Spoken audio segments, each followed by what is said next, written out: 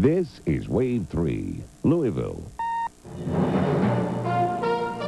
From Kentucky's first television station, this is WAVE-TV News Midday with Hugh Finn, Karen Adams, and meteorologist Tom Wills. I'm glad to be down. Everybody was, it was scary, but everybody hung tough. Mike did a good job. He secured us real quick.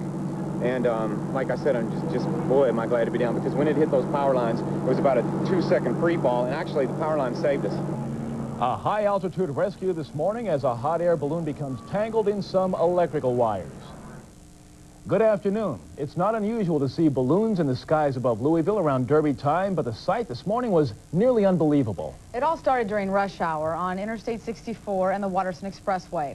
The early times balloon with pilot Mike Kirk and 2 passengers were on a promotional flight over the East End when the wind shifted.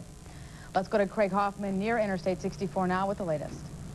Good afternoon, Karen. We are on I-64 East, right near the Watterson Expressway. Many of our viewers may be familiar with the construction project up there. We are on East. It continues and remains to be shut down, and it has been for the past 4 hours. Right now, power crews and rescue crews continue to do some last-minute work, but as you can see, things are starting to clear up. Middletown Volunteer Fire Department and others are moving out of here. I-64 should be open in a very short period of time. It was shut down right after 8 o'clock this morning when the early times balloon hit the power lines you see above you right there.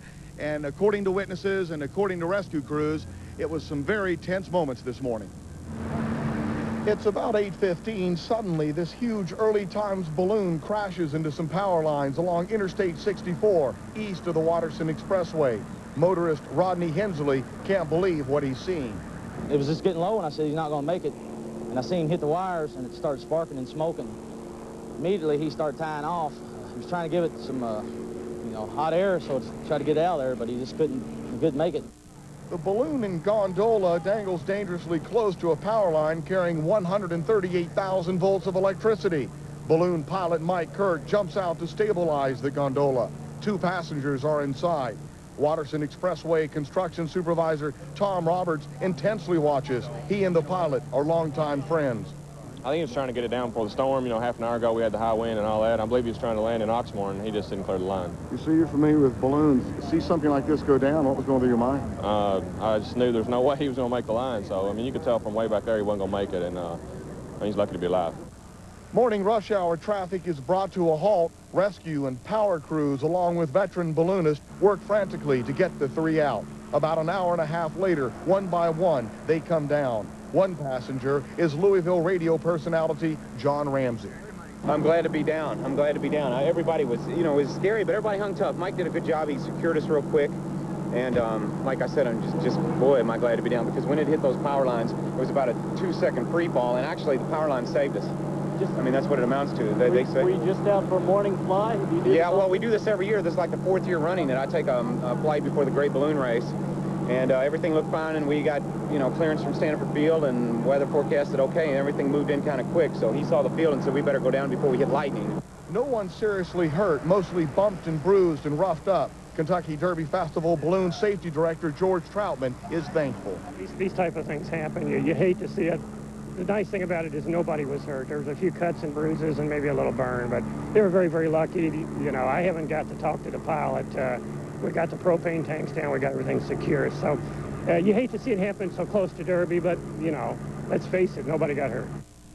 138,000 volts of electricity on one of these wires you see above me. This is the pole next to the one which the gondola and basket hit. Below it, the voltage 50,000 volts, according to George Troutman, the safety director. Once the balloon and gondola hit that big one, 138,000 volts, it immediately shut down. So when he continued to drop down, the 40 and 50,000 volts, according to Troutman, did not pose a life-threatening situation.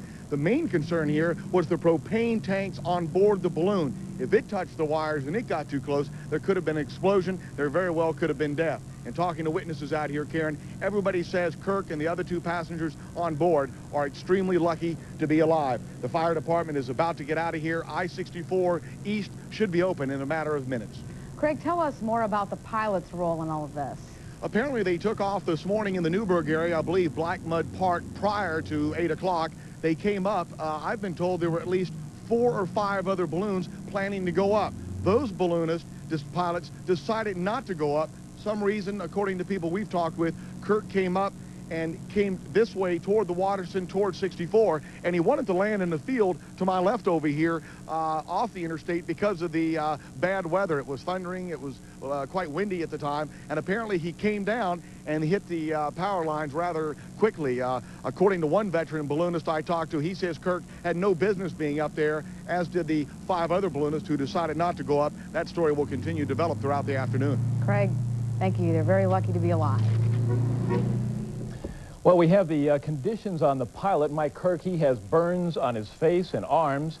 And passengers Deborah Sheehan, she injured her hand. And John Ramsey injured his back and is at Baptist East Hospital right now. They still haven't decided whether or not Ramsey will be admitted. Well, remember the Kentucky man who was rescued from the Gulf of Mexico after falling asleep with his plane on autopilot? Now he's in even more trouble. James Rich is in jail on drug trafficking charges. The 40-year-old from Springfield was arrested last Friday when he allegedly tried to sell marijuana to undercover police officers.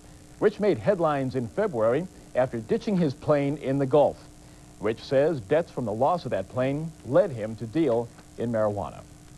2 arrests overnight in the weekend shooting of a Portland grocery store owner.